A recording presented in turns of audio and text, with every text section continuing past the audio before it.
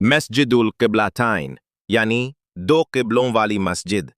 ये है मस्जिदुल क़िबलतैन मदीना मुनव्वरह की वो तारीख़ी मस्जिद जहाँ नमाज के दौरान क़िबला बदल गया था।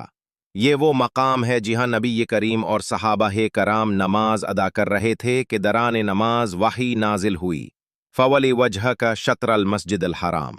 तर्जमा: तो अपना रुख मस्जिद हराम की तरफ फेर दो। इसी लम्हे रसूलुल्लाह ने नमाज के दौरान अपना रुख बैतुल मक़दिस से काबा शरीफ की तरफ मोड़ लिया।